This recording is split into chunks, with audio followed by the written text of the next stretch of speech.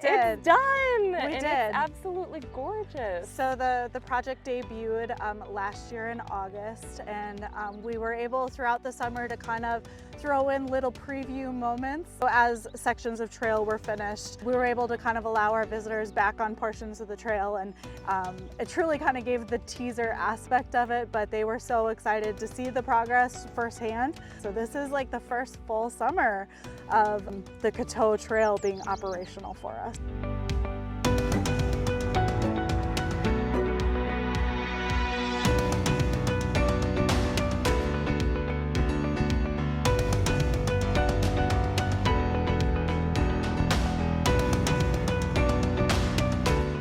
I just love this trail.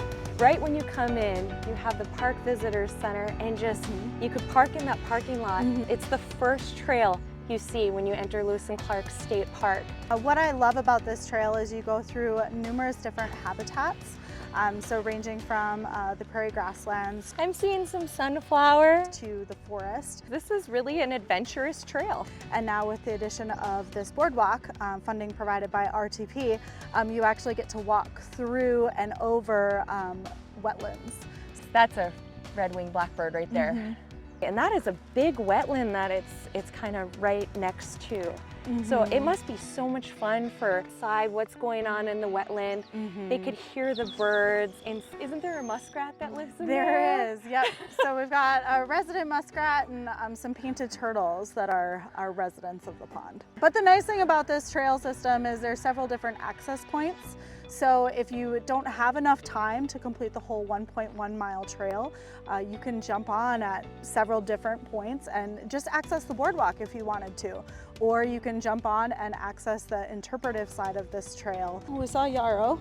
And you can jump on up at our Plover campground loop and walk the entirety of the trail back to the park office. So it's really neat that you kind of get to pick and choose the distance that you want to hike. Not everybody is going to be able to hike up to the bluff, so allowing access down onto this boardwalk for all is super important to me. That's when we really started having conversations, Char, was in 2019, before the COVID-19 pandemic.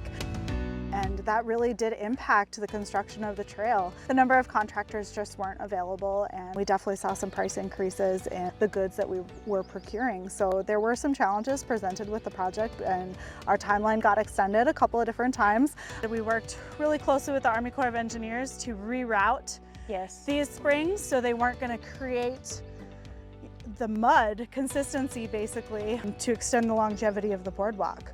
As you can see, our pond is nice and full, so that means the reroutes are doing their job, but that is just going to protect the longevity of the boardwalk itself. It is an undertaking. A trail is not just something that you could go and walk on. I mean, you're trying to protect the natural setting. You're trying, you know, you got to work with a lot of partners. You got to find the funding for these projects. What can you see on this trail, Katie? This section turns into a wetland too over here. You can kind of see some of the water at the base. But all these steps were rotted out. And when you'd step, when you'd step on them, they were kind of squishy. So we do have some really cool petrified wood up here. So that is one of the stops on the interpretive trail. That's prairie smoke from last year. Yep, this is the fresh bud. Oh, there's a prickly pear. And those get a really beautiful pink flower. This is one of the gateway points that I was talking about where you can get on and off at any point. You can go to your right here and be done with the trail, or you can go to your left and continue on up into Plover. There's so many trails in North Dakota, and they're just hidden gems. It's just so neat to see all these unique features. See lots of beaver dams along the way. He's chewing on some trees. He is causing a mess in here. Oh, here's his paw prints. Oh, I love a good track. Yeah, so when they habit on a creek like this, they don't make huts. They actually burrow into the side of the creek, into like the creek walls, and that's where they live. If you followed this entire creek, you won't find like a beaver hut. Our neighbors really appreciate beavers because it dams up the water back onto ranch land, so it's a water source for their cattle.